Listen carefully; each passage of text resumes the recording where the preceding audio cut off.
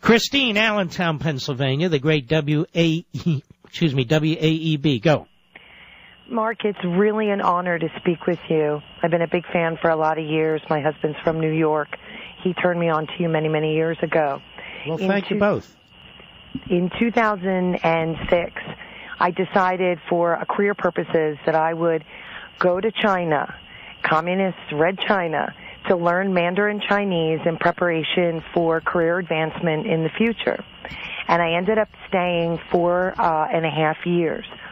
And while I was over there, we were subject to the laws, and we were hearing the news of the world through the Chinese government filters. But we were also, being that we were Westerners, listening to the news via the Internet through proxy servers and whatnot. And I tried to warn many of my family members and friends about what Obama was prior to the election. And unfortunately, people here in the U.S. were not getting the news that we were getting internationally here in the States. So once he got elected, after I worked there a couple of years, I decided to stay and advance my further education, finish my MBA with an American university while over there, and just came back within a few months ago. I have been weeping daily for this nation since I've come back.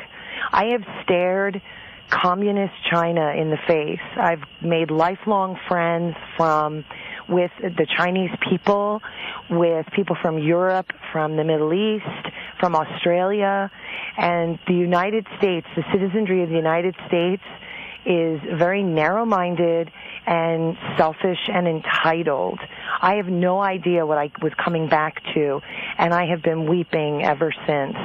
It's not just our politicians that take what we have here for granted.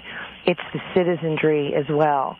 The idea of, universal health care for everyone. I've seen what the communist regime offers in universal health care.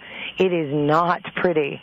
I have also seen what the government takeover of industry, like the automotive industry and the banking system and big business, and it only drives people's salaries down. It drives productivity down. It drives competitiveness down. And the union aspect of it is actually driving people's innovation down.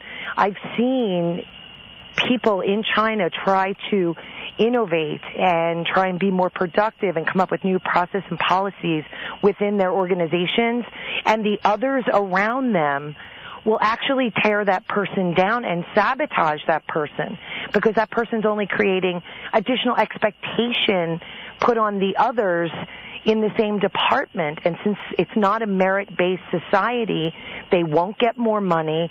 They won't get more, advancement based upon their productivity. So others will sabotage them, similar to the way you see that with the unions going on. And, and they can steal so much technology, too, which is encouraged. Well, you're right. I mean, all the talk about how wonderful it is in China, it's still a police state. And they steal a lot of their technology.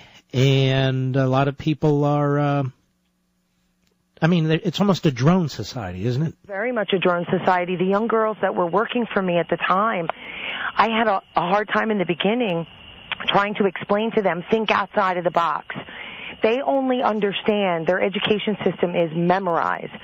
Do as I say you to do it, memorize it this way, think no other way, this is the way it is, this is the way you'll do it, this is the way you'll teach others to do it.